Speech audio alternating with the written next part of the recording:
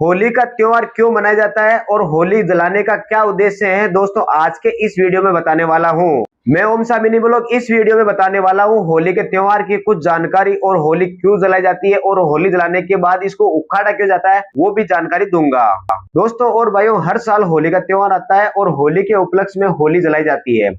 होली जलाने के बाद में कुछ ही देर बाद उस होली को उखाड़ा जाता है ताकि वो खड़ी खड़ी जल न जाए। दोस्तों और भाइयों, ये कहानी सबसे प्रचलित पौराणिक कथा है। आज के कई साल पहले एक हिरण्यकुश नाम का एक राजा हुआ करता था। राजा हिरण्यकुश को वरदान मिला हुआ था कि उसको कोई न मार सकता है। हिरण्यकुश अपने राज्य में किसी और का नाम लेने नहीं देता था। उसका कहना था कि मैं जो करूंगा मैं ही करूंगा, मैं ही भगवान हूँ, आप सब मेरा नाम लो।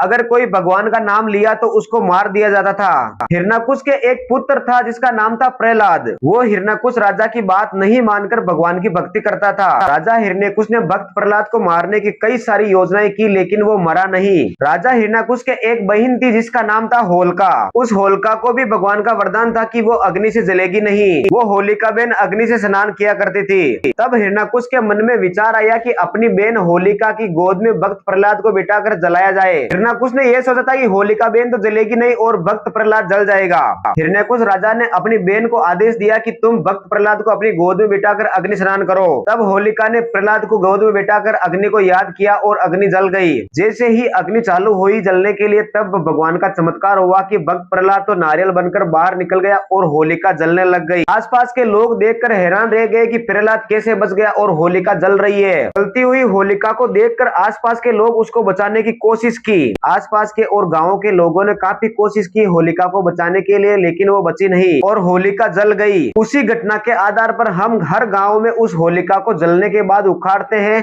और उसको बचाने की कोशिश करते हैं। सभी लोग कहते होंगे, आपको पता होगा कि होलिका जल रही है, होलिका जल रही है, उसको उखाड़ो, उसको जलने मत दो। तो ये सिस्टम उस टाइम से चालू हुआ था। तो मेरे प्यारे दोस्तों और भाइयों, उसके आधार पर यह होलिका जलाई जाती है। कहानी बहुत लंबी है लेकिन आपको मैंने शॉर्टकट में बताया, आप समझ गए होंगे। तो प्रिय साथियों और भाइयों, कैसी लगी इस होली की जानकारी एक बार कमेंट करके जरूर बताना। अगर अच्छी लगी तो फॉलो जरूर कर लेना। मिलते हैं अगले व्लॉग में। धन्यवाद दोस्तों।